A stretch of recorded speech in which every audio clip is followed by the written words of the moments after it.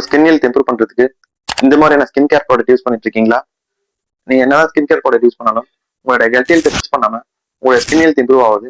ஆனா நம்ம cut health improve ஆனாதான் நம்ம ஸ்கின் ஹெல்த் இம்ப்ரூவ் ஆகும். உங்க கட் ஹெல்த் இம்ப்ரூவ் ஆக நான் சொல்ற இந்த டிப்ஸை ஃபாலோ பண்ணி பாருங்க. உங்க கட் ஹெல்த்தும் நல்லாவே இம்ப்ரூவ் ஆகும். அதுக்கு ஃபர்ஸ்ட் ஃபைபர் உள்ள ஃபுட்ஸ் நிறைய எடுத்துக்கோங்க. ஏன்னா ஃபைபர் கண்டென்ட் தான் நீங்க எடுக்கிற ஃபுட்ஸை ஈஸியா டைஜஸ்ட் பண்ணவும் ஹெல்ப் பண்ணுது. இது மட்டும் இல்ல, ஃபைபர் கண்டென்ட் நீங்க அதிகமா எடுக்கிறப்போ உங்க கட்ல இருக்க நல்ல பாக்டீரியா வளர நல்லாவே ஹெல்ப் பண்ணும். இதனால உங்க கட் ஹெல்த் நல்லாவே இம்ப்ரூவ் ஆகும். செகண்ட் ஒன் பாத்தீங்கன்னா ப்ரோபயோட்டிக் அதிகமா உள்ள ஃபுட்ஸ் நிறைய எடுத்துக்கோங்க. நம்ம ப்ரோபயோட்டிக் ஃபுட்ஸ் என்ன எடுத்துக்கலாம்னா நம்ம வீட்டுல ஈஸியா கிடைக்கிற பழைய சோறு, கட், யோகட் இது மாதிரியான ஃபுட்ஸ் நம்ம எடுத்துக்கலாம். இந்த மாதிரியான ஃபுட்ஸ் எடுக்கிறப்போ உங்க கட் ஹெல்த் நல்லாவே இம்ப்ரூவ் ஆகும். தேர்ட் ஒன் பாத்தீங்கன்னா சுகர் அண்ட் ப்ராசஸ் ஃபுட்ஸை கம்மி பண்ணிக்கோங்க.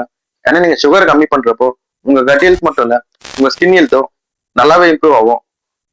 ஃபைனல் ஒன் பாத்தீங்கன்னா டெய்லி நிறைய தண்ணி குடிங்க. ஏன்னா டெய்லி நிறைய தண்ணி குடிக்கிறப்போ உங்க பாடி நல்லா ஹைட்ரேட்டடா இருக்கும். உங்க பாடி ஹைட்ரேட்டடா இருந்தாவே உங்களுடைய கட் ஹெல்த்தும் உங்களுடைய ஸ்கின் ஹெல்த்தும் நல்லாவே இம்ப்ரூவ் ஆகும். நான் சொல்ற இந்த டிப்ஸை ஃபாலோ பண்ணீங்கனாலே உங்களுடைய கட் ஹெல்த் மட்டும் இல்ல உங்களுடைய ஸ்கின் ஹெல்த்தும் நல்லாவே இம்ப்ரூவ் ஆகும்.